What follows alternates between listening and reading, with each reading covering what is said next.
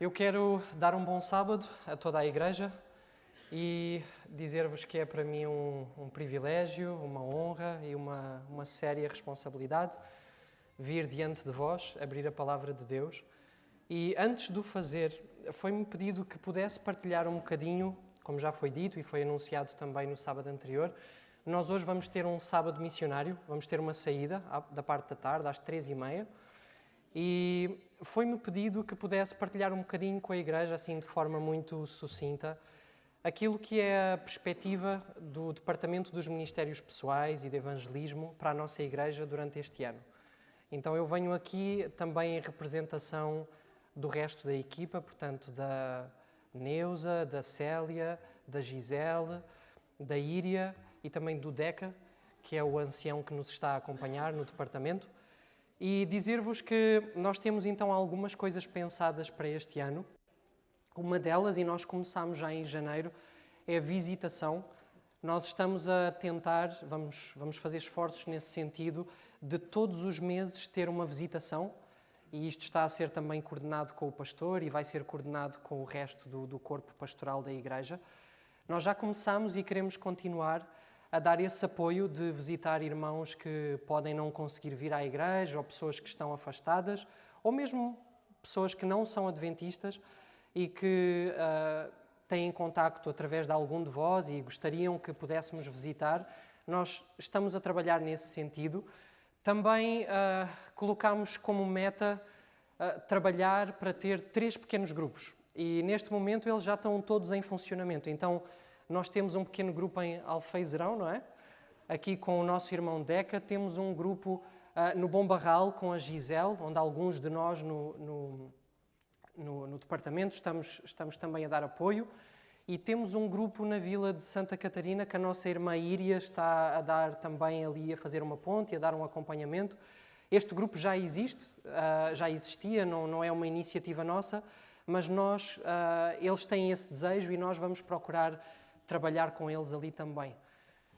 Temos alguns sábados missionários, como o sábado de hoje, pensados para o ano, onde vamos ter, portanto, uma pregação de manhã que vamos tentar que o pregador possa pregar, portanto, na temática de evangelismo e missão, para encorajar cada um de nós ao trabalho que nós temos para fazer.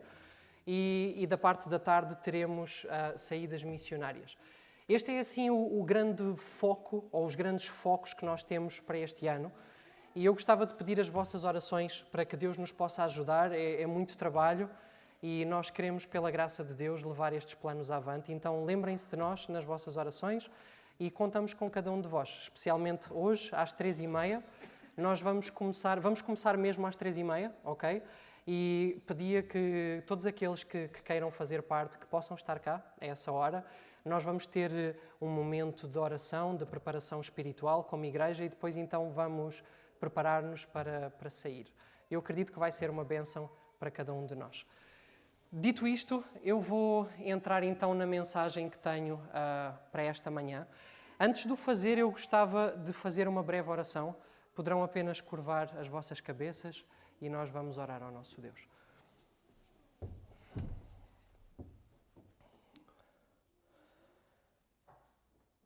Eterno e bondoso Deus, nosso querido Pai, Senhor, neste momento vamos abrir a Tua Palavra.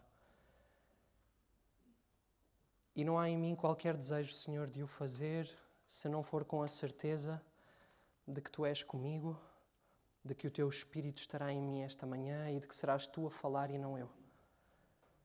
Peço-te, Senhor, usa-me, apesar das minhas fraquezas e limitações, e inspira-me com o Teu Espírito, o Espírito da verdade que Tu prometeste. Prepara os corações de cada um aqui e que a Tua Palavra possa encontrar terreno fértil e possamos sair daqui encorajados e com esperança para a caminhada cristã. Isto é o que Te peço e Te agradeço, Senhor, no nome de Jesus. Amém. Vamos abrir as nossas Bíblias no livro de Romanos e vamos abrir em Romanos, capítulo 1, versículo 16. Romanos 1, 16.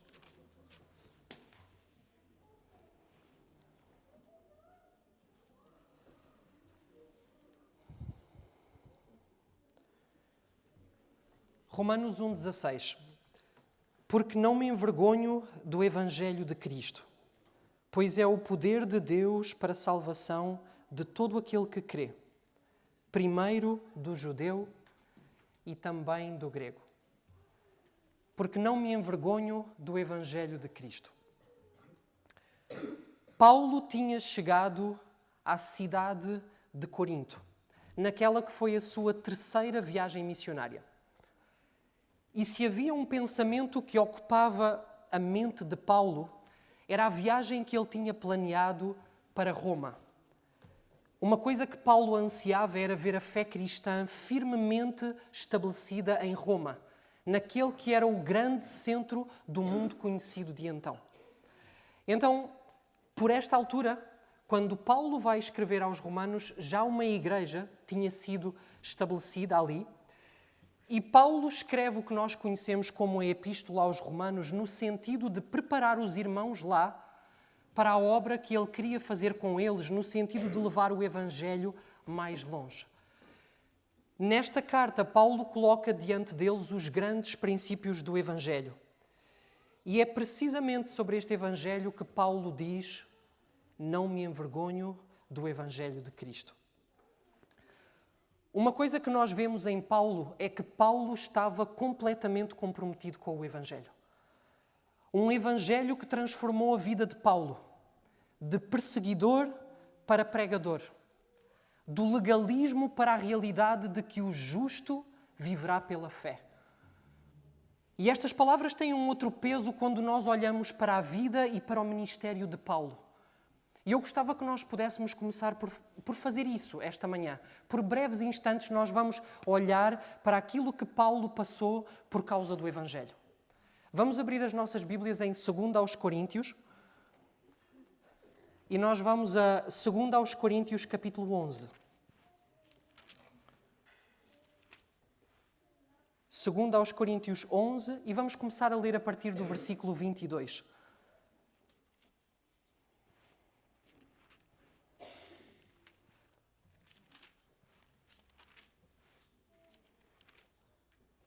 Diz Paulo: são hebreus? Também eu.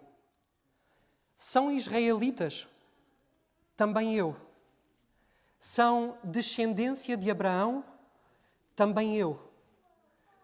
São ministros de Cristo? Falo como fora de mim. Eu ainda mais. Em trabalhos, muito mais. Em açoites, mais do que eles. Em prisões, muito mais. Em perigos de morte, muitas vezes. Recebi dos judeus 5 quarentenas de açoites, menos um. 3 vezes fui açoitado com varas. 1 vez fui apedrejado. 3 vezes sofri naufrágio. 1 noite e 1 dia passei no abismo. Em viagens, muitas vezes. Em perigos de rios. Em perigos de salteadores. Em perigos dos da minha nação, em perigos dos gentios, em perigos na cidade, em perigos no deserto, em perigos no mar, em perigos entre os falsos irmãos, em trabalhos e fadiga, em vigílias muitas vezes, em fome e sede, em jejum muitas vezes, em frio e nudez. E além das coisas exteriores, oprime-me a cada dia o cuidado de todas as igrejas. Conseguem imaginar uma experiência cristã assim? Como Paulo viveu? Sabem que Paulo passa por tudo isto voluntariamente. Ele não era obrigado, mas voluntariamente Paulo passa por isto por causa do Evangelho, sentindo que não havia motivos, que ele não tinha motivos para ter vergonha do Evangelho. Sabem que uma coisa que nós vemos na vida de Paulo é que a opinião de terceiros ou as consequências da sua fé não o demoviam da missão que ele acreditava que Deus lhe tinha confiado. Esta manhã eu pergunto: temos nós motivos para ter vergonha do Evangelho? Temos nós motivos para ter vergonha de oferecer um livro? Vergonha daqueles que nos conhecem, dos nossos colegas, de saberem que somos cristãos, porque isso pode mudar a forma como nos veem ou o respeito que têm por nós. Vergonha de permanecer por Deus, pela verdade, por aquilo em que nós acreditamos. Será que nós temos motivos para ter vergonha do Evangelho? Eu nasci e cresci no meio de duas realidades, o mundo e a igreja. Aos 12 anos, o meu sonho era ter uma banda de rock. E assim foi. Mais tarde, esta banda mudou, não sei que expressão aqui usar, mas transformou-se numa banda de thrash metal, um subgénero do heavy metal. Sabem que assim que eu tive idade de começar a pensar pela minha própria cabeça, eu decidi que eu não queria ter nada a ver com Deus nem com a igreja. Além disso, as minhas companhias e a realidade do sítio onde eu cresci acabaram por moldar muito daquilo em que eu me tornei como pessoa. E a consequência disso foi uma vida com muitas asneiras. A minha vida estava já um caos quando eu perco a minha figura paterna. E as últimas palavras que me foram dirigidas pela única pessoa a quem eu chamei pai durante 19 anos de vida foi numa cama de hospital, olhando nos meus olhos e dizendo que Deus te abençoe. E durante as semanas que se seguiram eu ouvi esta frase ecoar na minha mente vez após vez. Muitas vezes eu me lembrava destas palavras, as últimas palavras que me foram dirigidas.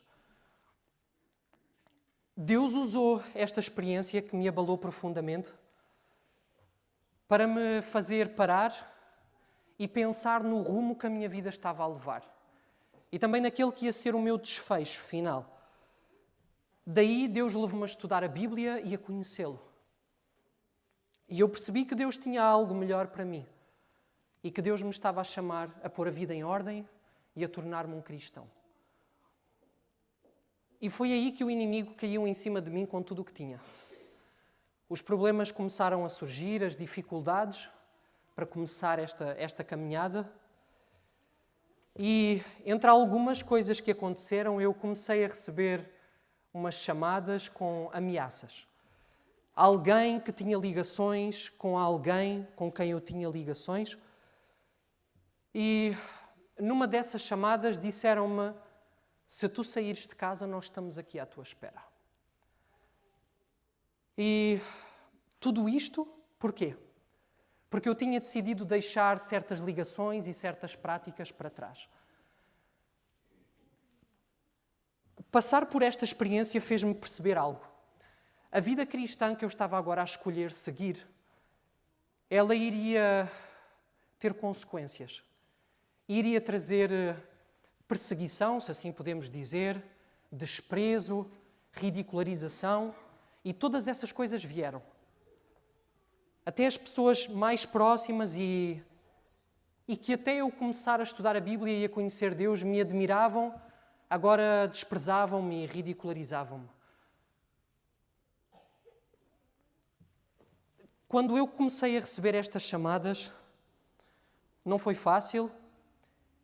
E o grande desafio para mim é que eu sabia como pôr fim a isto, mas para isso eu tinha que renunciar aos princípios pelos quais eu agora procurava reger a minha vida e incentivar outros com quem eu agora estava a partilhar o Deus que eu conheci a fazer a mesma coisa. E então, numa destas chamadas, eu disse a esta pessoa: olha, se Deus permitir que tu faças alguma coisa, então, sim, isso acontecerá. Mas, se não for da vontade de Deus que tu faças o que quer que seja, vocês não me tocarão. Desliguei o telefone, eles riram-se. Eu ainda recebi mais algumas chamadas durante algum tempo, mas a verdade é que elas acabaram por terminar.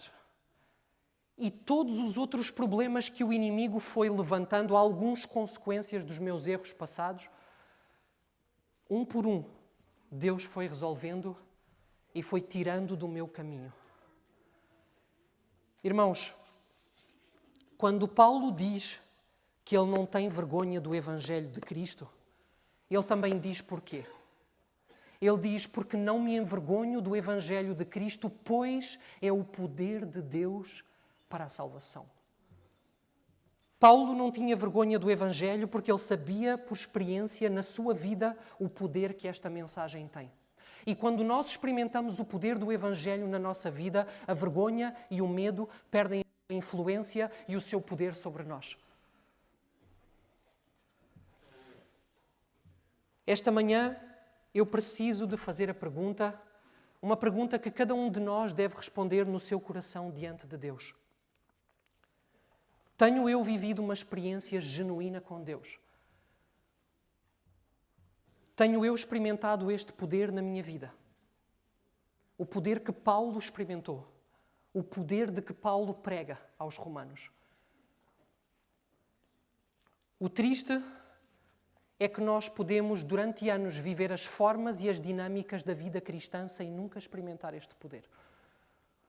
Podemos vir à igreja, viver as dinâmicas, os ritos cristãos e nunca chegar a um ponto de uma relação genuína com Deus. Existe, no entanto, também um outro perigo. Talvez alguns de nós, na nossa caminhada, nós já tenhamos experimentado este poder. Nós experimentamos o poder do Evangelho. Mas algures na nossa experiência com Deus ficamos para trás. E perdemos Deus de vista.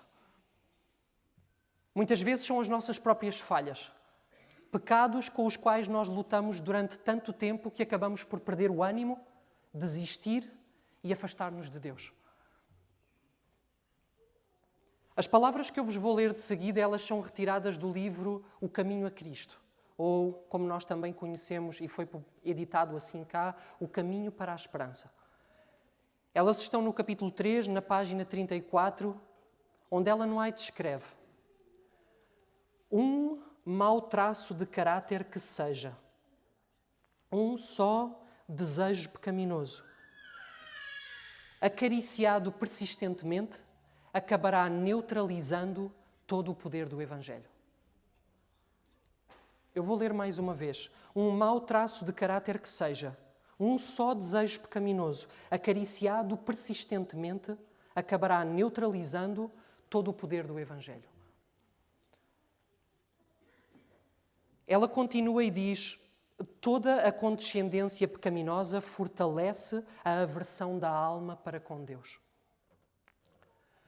Talvez este seja o motivo pelo qual muitos de nós não temos experimentado o poder de Deus na nossa vida.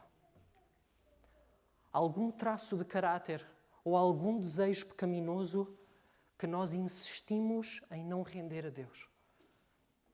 Que nós insistimos em fazer a nossa própria vontade em vez de fazer a vontade de Deus.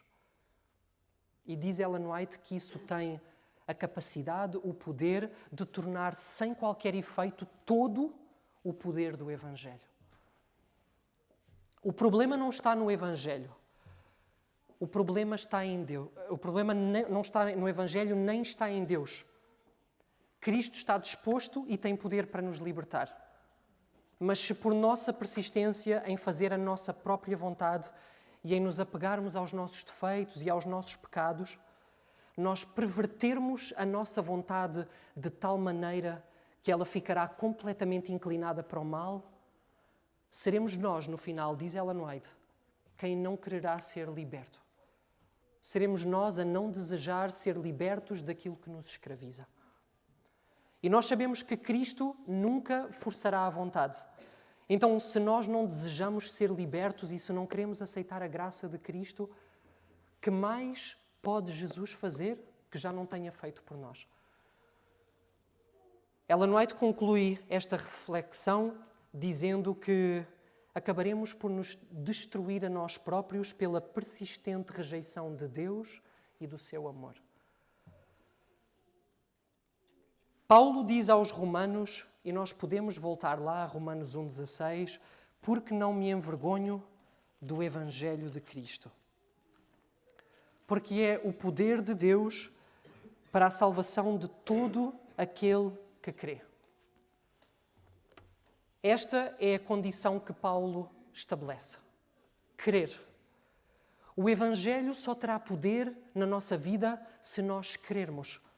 Se nós não cremos, serão apenas palavras que não têm impacto e não têm influência no nosso coração.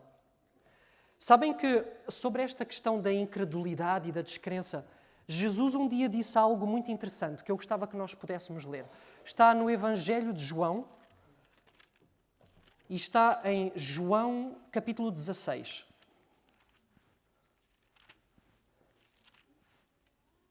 Vamos a João 16 e vamos ler dos versículos 7 a 9. João 16, 7 a 9.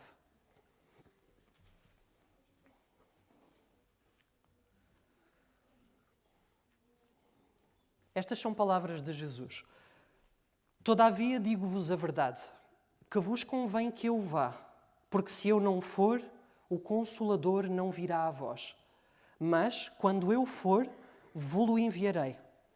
E quando ele vier, convencerá o mundo do pecado e da justiça e do juízo. Do pecado, porque não creem em mim. Diz Jesus que o motivo por que o Espírito Santo tem que convencer as pessoas do pecado é porque existe uma incredulidade, uma descrença em Jesus e nas suas palavras. A verdade é que a incredulidade acabará por nos levar inevitavelmente ao pecado, à desobediência.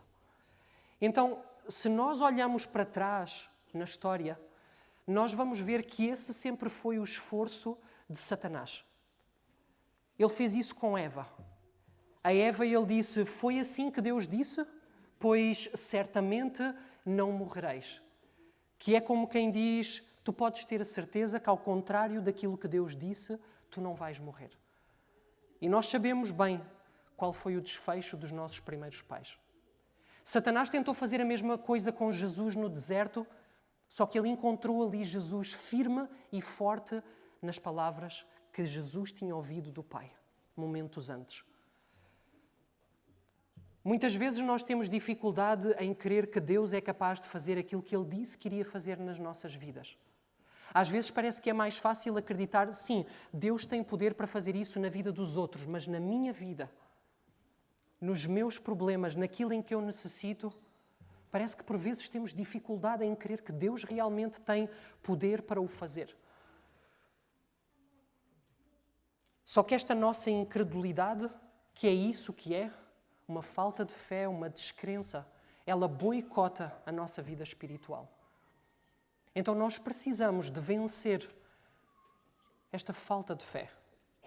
Precisamos de vencer esta descrença, esta incredulidade. O Evangelho é o poder de Deus para salvar, mas nós precisamos de crer. Mesmo quando as circunstâncias nos fazem pensar o contrário. Esta fé que nós estamos aqui a falar esta manhã é a fé que nós precisamos para sair vitoriosos do grande conflito. A Bíblia diz, se nós não conseguimos correr com os homens, como é que nós vamos correr com os cavalos? Que é como quem diz, se agora que nós já temos dificuldades, mas que ainda não são aquilo que vão ser, se é difícil, se nós não conseguimos, como? Quando as coisas apertarem, como é que nesse ponto nós vamos conseguir? E então Deus procura hoje e procura esta manhã levar-nos a um ponto em que pelo menos possamos compreender onde é que nós precisamos de chegar. Precisamos de ter uma fé que não olha para as circunstâncias, que não olha para a realidade palpável ou visível, mas que crê na palavra de Deus acima de tudo. Sabem que há um relato num dos evangelhos, na realidade ele aparece em 3 dos evangelhos, nós vamos lê-lo num deles, que para mim ele ilustra de uma forma muito clara aquilo que nós estamos aqui a falar. E ele mostra-nos não só o papel que a fé tem na nossa salvação, mas ele também nos mostra como é que nós podemos lidar com a incredulidade. Na primeira parte da minha mensagem eu procurei mostrar-vos o problema. Mas eu gostava que nós agora pudéssemos olhar para a solução, porque há solução para esta condição. Nós vamos até ao Evangelho de Marcos. Portanto, para aqueles de nós que estamos em João, vamos até Marcos, vamos andar 2 livros para trás e vamos a Marcos 9. Nós vamos começar a ler a partir do versículo 14. Marcos 9, a partir do versículo 14.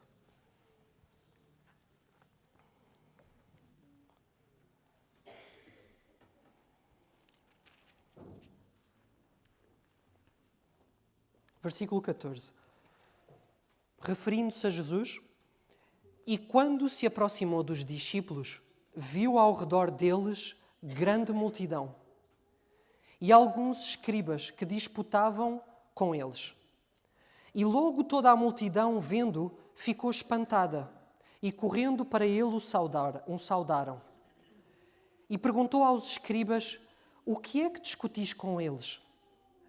E um da multidão respondendo disse: Mestre, trouxe-te o meu filho que tem um espírito mudo. E este, onde quer que o apanhe, despedaça-o. E ele espuma e range os dentes. E vai definhando. E eu disse aos teus discípulos que o expulsassem. E não puderam. E ele respondendo-lhes disse: ó geração incrédula, até quando estarei convosco? Até quando vos sofrerei ainda? Trazei-mo. Jesus chega diante deste grupo de pessoas e ele é inteirado da situação.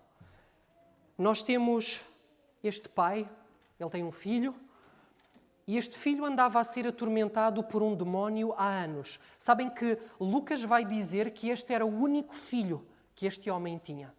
E que este demónio o que fazia era, pegava neste filho para o destruir e só o largava quando ele estava completamente acabado, completamente quebrantado. É a expressão que vem na minha Bíblia.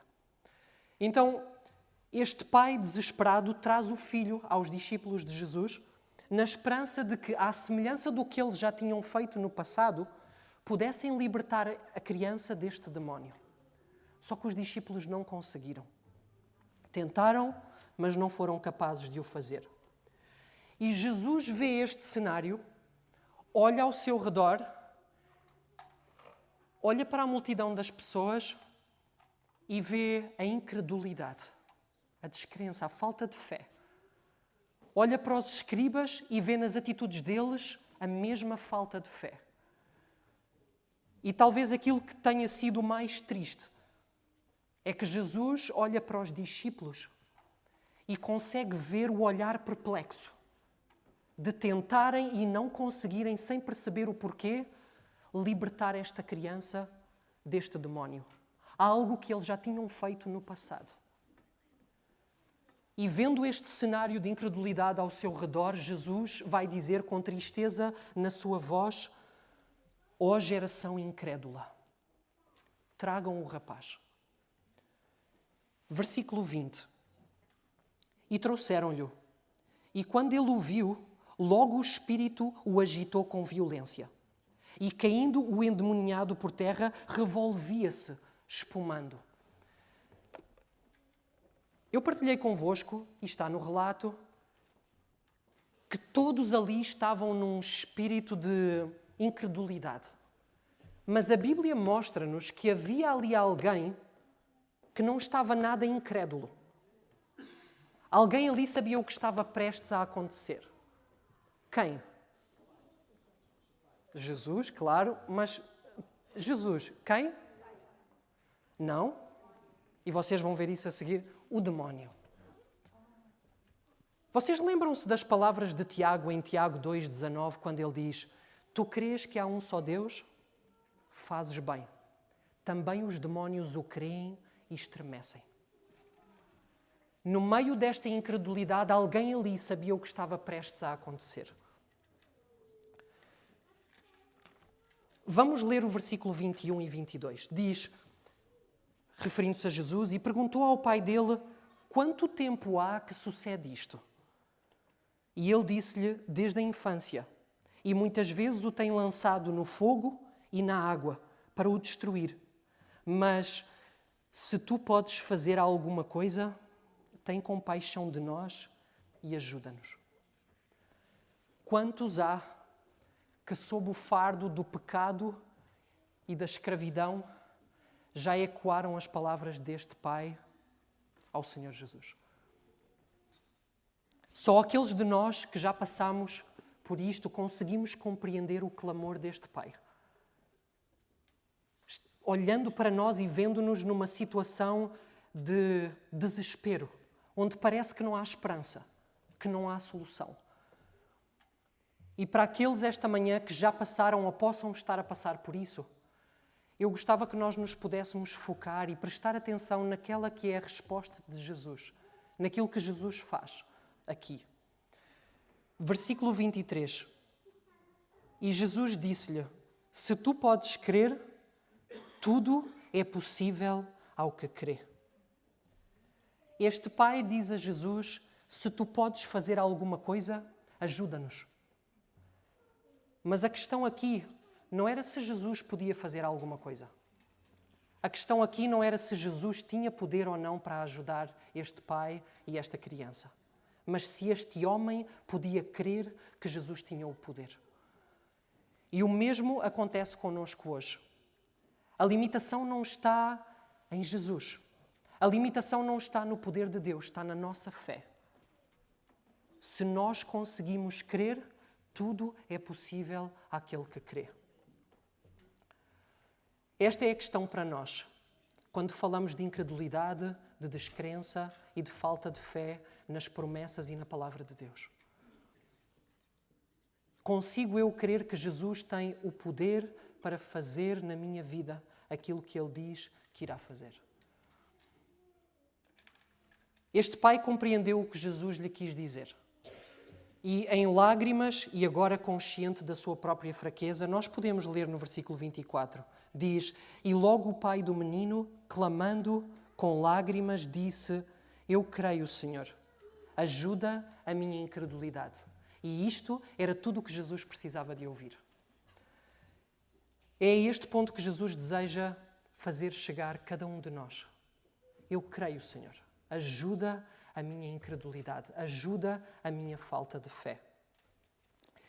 Eu gostava de vos ler o que Ellen White diz no livro O Desejado de Todas as Nações, no capítulo 47, comentando este episódio aqui. É a fé que nos liga ao céu e nos traz força para resistir aos poderes das trevas. Deus providenciou em Cristo meios para vencer, e agora prestem atenção, ela vai dizer: Deus providenciou em Cristo meios para vencer todo o mau traço de caráter e resistir a toda a tentação. Vocês lembram-se a outra citação do Caminho a Cristo que eu partilhei convosco há momentos?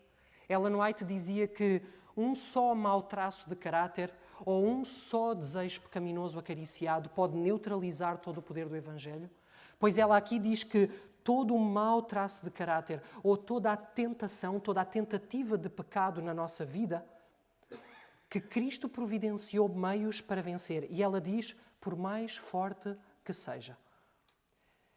Que essas almas, em sua impotente indignidade, se lancem sobre a misericórdia do seu compassivo Salvador. Não olheis para vós mesmos, mas para Cristo, aquele que curava os doentes e expulsava os demónios quando andava entre os homens, é ainda hoje o mesmo poderoso Redentor. A fé vem pela palavra de Deus. Apegai-vos, pois, à sua promessa. O que vem a mim, de maneira nenhuma o lançarei fora. João 6,37. Lançai-vos aos seus pés com o clamor: eu creio, Senhor. Ajuda a minha incredulidade. E ela termina dizendo: nunca podereis perecer enquanto assim fizerdes. Nunca. E este segundo nunca é dela, não é meu. Eu quero terminar convosco vendo aquilo que Jesus fez com este menino e com este pai. Nós vamos ler dos versículos 25 ao 27. Jesus, vendo que a multidão concorria, repreendeu o espírito imundo, dizendo-lhe: espírito mudo e surdo, eu te ordeno, sai dele e não entres mais nele. E ele, clamando e agitando-o com violência, saiu.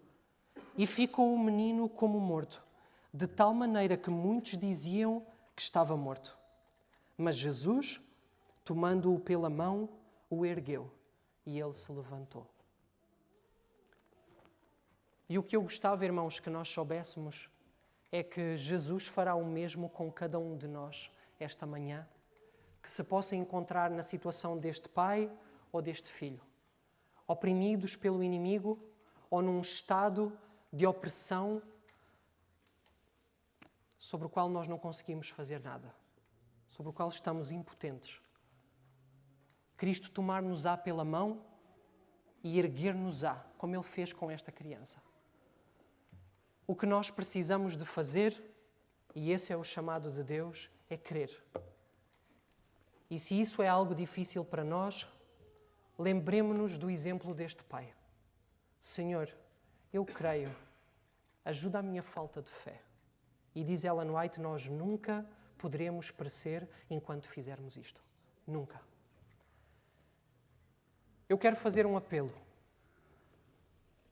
E eu vou pedir que não se levantem todos, mas se porventura há alguém aqui para quem a mensagem desta manhã fez sentido e que, encontrando-se na situação deste pai, em que tem alguém próximo que está a passar por uma grande dificuldade espiritual e que sentem a vossa impotência e a dificuldade em crer depois de tanto tempo a lidar com isto, ou alguém que se encontra como esta criança, como este menino, a ser oprimido há muito tempo pelo inimigo e sem poder para fazer o que quer que seja. Se há alguém aqui que se identifica com aquilo que nós falamos esta manhã e que gostava de dizer ao Senhor, Senhor, eu creio, ajuda a minha incredulidade, ajuda a minha falta de fé, eu ia pedir que se levantasse. Não é para todos, mas se há alguém aqui nessa condição, eu gostava que nós pudéssemos orar juntos, eu convosco, para que o Senhor nos possa ajudar a crer, mesmo quando as circunstâncias forem difíceis, a crer que Deus tem poder para fazer na nossa vida aquilo que Ele prometeu que iria fazer. E sabem, a Bíblia diz que Deus não faz acepção de pessoas. Então a mesma ternura e a mesma compaixão e a mesma misericórdia com que Jesus tratou este menino, Ele tratará cada um de nós aqui. Tenhamos certeza disso no nosso coração.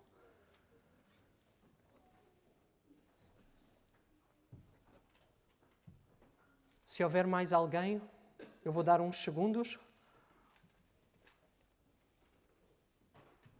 Vamos orar então. Eterno e bondoso Deus, querido Pai, Senhor, só Tu sabes os fardos com que os Teus filhos entram na Tua casa. É fácil pôr a nossa roupa de sábado, pôr um sorriso na cara, dizer que está tudo bem, mas Tu conheces os corações. E Tu sabes as lutas com que muitos de nós nos deparamos na nossa caminhada cristã e como por vezes parece difícil crer. Quando já nada parece real, quando as circunstâncias nos dizem que aquilo que Tu prometes fazer na nossa vida é impossível. E às vezes podemos chegar a esta condição como este pai de dizer se Tu podes fazer alguma coisa, esquecendo-nos que o problema e a limitação não está do Teu lado, está do nosso. Senhor, ajuda-nos a ter esta fé. Uma fé que nos permitirá suportar aquilo que eu acredito que brevemente virá sobre nós. Ajuda-nos a crer, Senhor, que Tu tens poder para nos fazer vencer todo o mau traço de caráter e todo o desejo pecaminoso. Confiamos as nossas vidas a Ti, acreditando, Senhor, que Tu tens solução para nós, para cada um aqui esta manhã que está levantado e que diante de Ti diz como este pai, Senhor, eu creio, ajuda a minha falta de fé.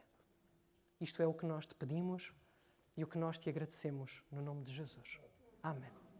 Que Deus vos abençoe.